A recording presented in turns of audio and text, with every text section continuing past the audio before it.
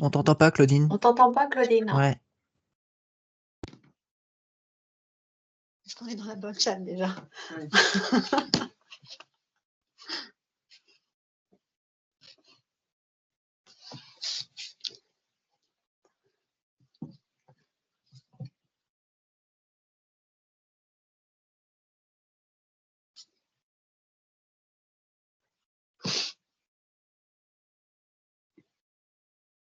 Enfin, je vais te dire, c'est vrai.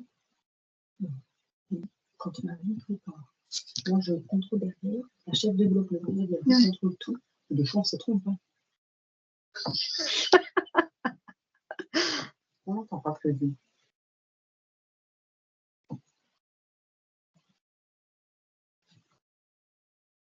C'est peut-être le dire.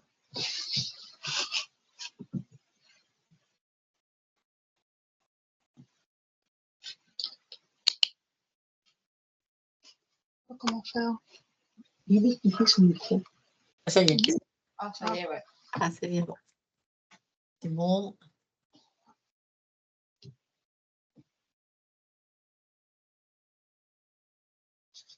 Donc, il y avait une question dans le chat qu'on n'a pas relevée, qui était la transmission du replay. Oui, les webinaires sont enregistrés.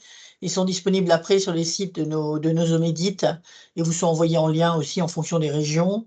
Donc, vous pouvez bien sûr les réentendre et aussi contacter les participants si vous le souhaitez. On peut continuer le débat. Donc, prenez la parole, levez la main. Je vous ouvre les micros s'ils ne sont pas ouverts.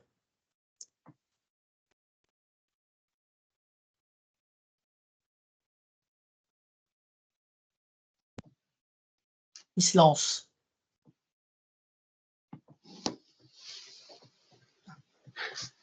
Il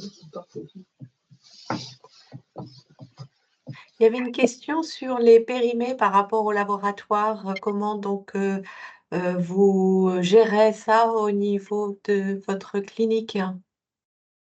Alors, nous, les laboratoires avec qui on travaille nous envoient minimum 1 à 2 mois avant ce qui va arriver à péremption.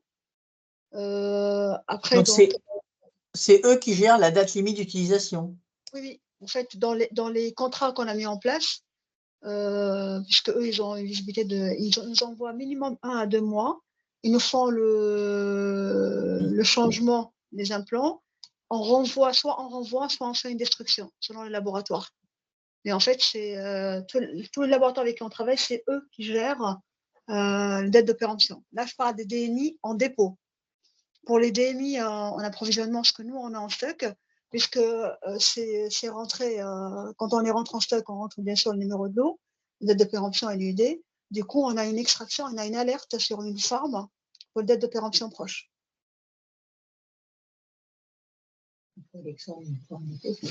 Comment? Oui.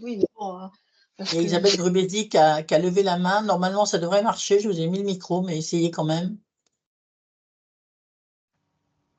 Bonjour. C'était pour une question sur vos ETP, parce qu'on a une taille de clinique. Moi, je suis sur Langon, la clinique Sainte-Anne, et on a aussi 6 salles de chirurgie. Et actuellement, on est à peu près dans la configuration dans laquelle vous étiez initialement à Bastia. Et on a une préparatrice temps plein au bloc. Et on a quand même un souci, on dirait 0,5 ETP ST. Donc, elle fait ST et bloc opératoire, c'est besoin. Voilà, ST, ça va être sur la gestion des ancillaires. Elle va parce que nous, on gère complètement le contrôle des ancillaires. On est informatisé sur la stérilisation avec le logiciel SATIS-DM. Actuellement, on n'est pas interfacé. Mais c'est la préparatrice qui est à mi-temps qui gère en partie la stérilisation et les dépôts temporaires. De DM. Donc voilà, on va dire que, et en formation, moi je suis à temps plein pour tout.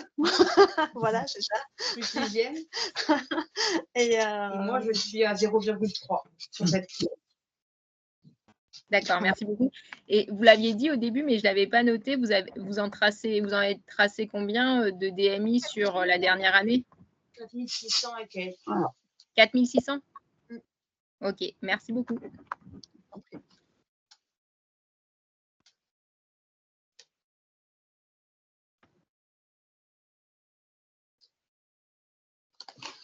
Il y a une autre question?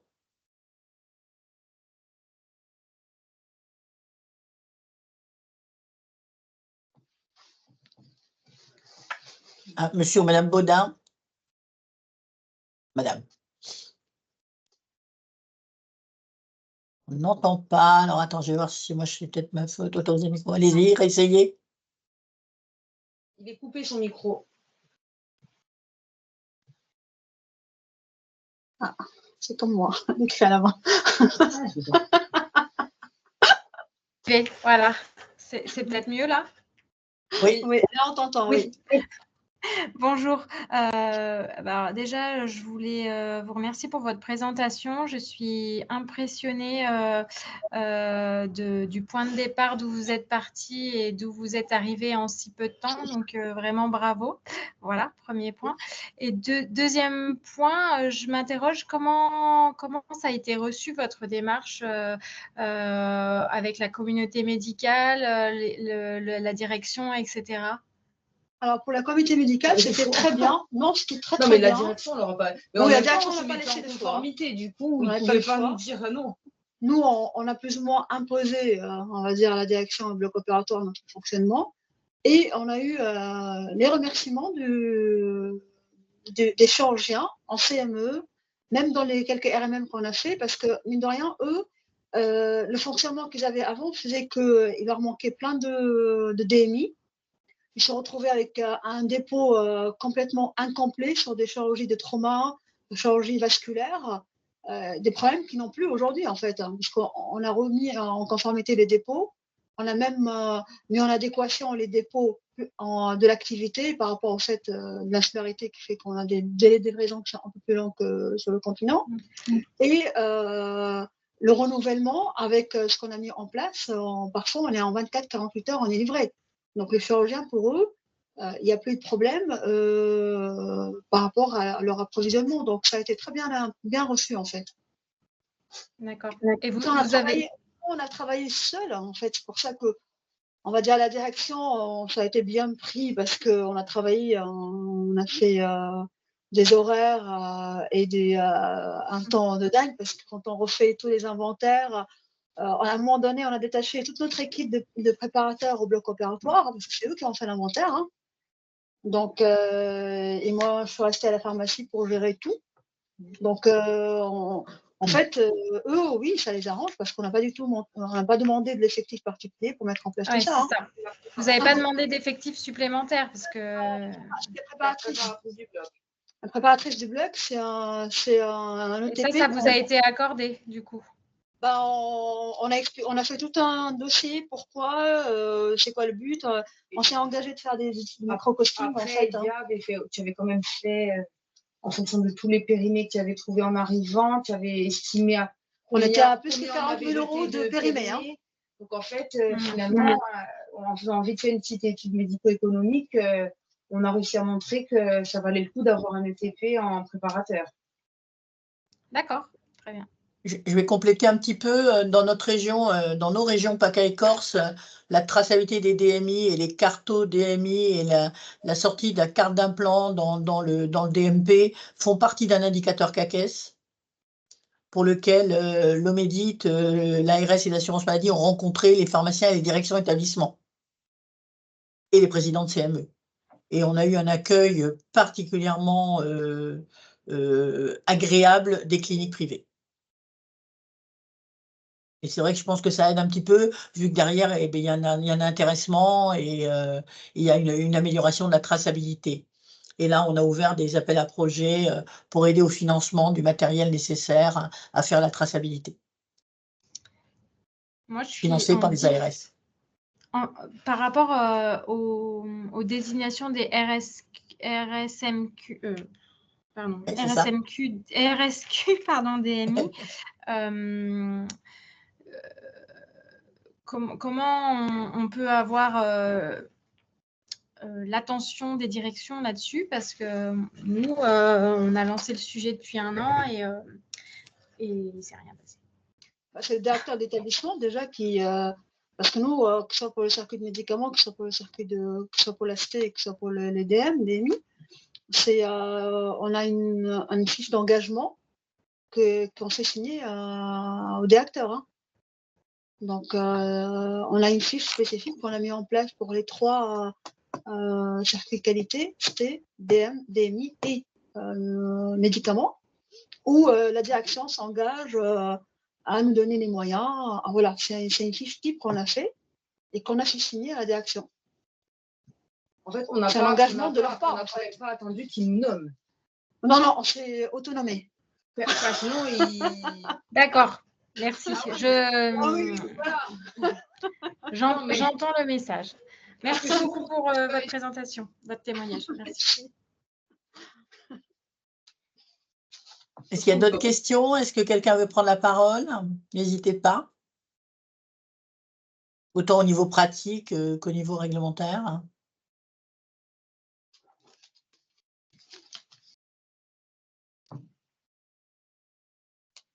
Non, tout le monde, personne n'a de soucis.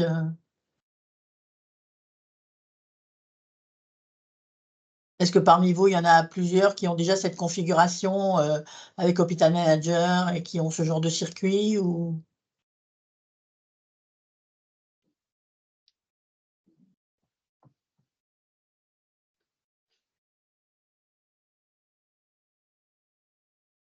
Alors, il y avait combien de TP pharmaciens et préparateurs êtes-vous à la Polyclinique Mémar? Combien de temps avez-vous mis pour mettre en place le circuit? Alors, le TP, donc un pharmacien gérant, c'est moi. Après, un pharmacien qui est en chimiothérapie à temps plein. Après, il y a Lou qui a 02, 03, pas 02, de Montigny, c'est 02. 02. Marjorie qui a 03. Donc, Marjorie est responsable de DMI et de la stérilisation. Lou, qui est pharmacien qui est là de matinée, qui fait la conciliation. En chimiothérapie, donc c'est un temps plein qu'on a. Et moi qui est pratiquement sur les postes, en fait, ça dépend. Et on a mis en place, on a commencé en... Quand tu es arrivé. Hein. Ouais, moi je suis arrivée mi-mai. On a été bien... Au début, c'était le dossier d'autorisation jusqu'à juin. Jusqu'en juin. Et après, on a enchaîné sur le DMI. Voilà. Donc, on a complètement finalisé, on va dire, tous nos inventaires bien comme il faut, avec la base et tout, en fin de la dernière semaine de Noël l'année dernière. Voilà.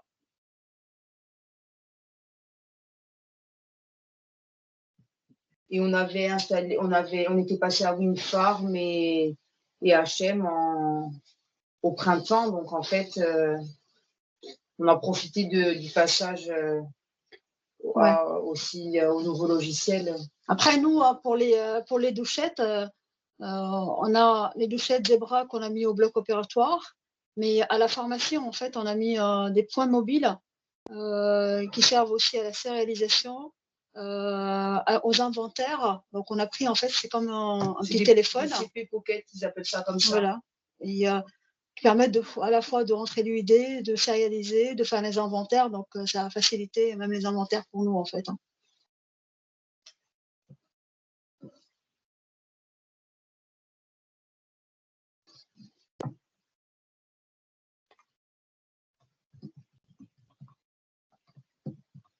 Est-ce qu'il y a d'autres questions?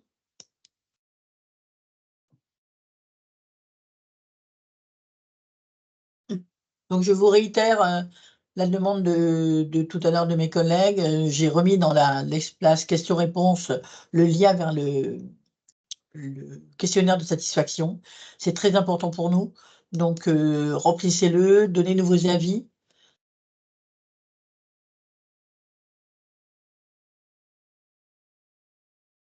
Nous, alors, on a prévu la prochain webinaire est en mars. Il aura lieu le mardi 12 mars et il sera plus sur les référentiels, sur les listes de référentiels de DMI. Et là, ça sera plus, il y aura 2 expériences aussi, mais un seul débat, puisqu'il n'y a pas 50 000 choix.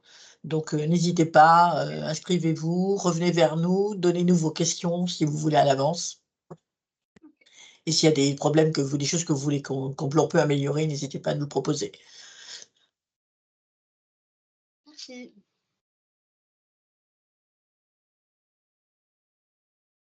Pensez à compléter le questionnaire de satisfaction. Est-ce qu'il y a une dernière question pour nos intervenantes? Est-ce que vous êtes convaincus que c'est pas si compliqué qu'il faut y aller?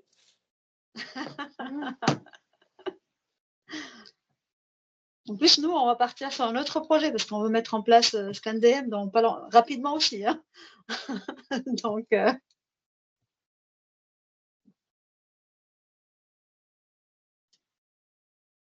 Il n'y a pas d'autres questions? Donc, écoutez, je vous remercie vraiment tous, nos intervenantes, d'avoir partagé leur expérience, vous tous d'avoir participé et d'être présents. N'hésitez pas à attraper le questionnaire satisfaction dans la partie questions-réponses. Et sinon, de toutes les façons, vous retrouverez sur les sites de vos Omédit les replays. Donc, vous avez déjà les replays de la première série de webinaires, ainsi que le questionnaire de satisfaction de la V1. Là, on est en deuxième session et il y aura bientôt la troisième session. Donc, merci de nous suivre et puis n'hésitez pas à revenir vers nous si vous avez besoin de quoi que ce soit. merci à toi, Claudie. Merci. Au revoir et une très bonne fin de journée à tous. Au revoir.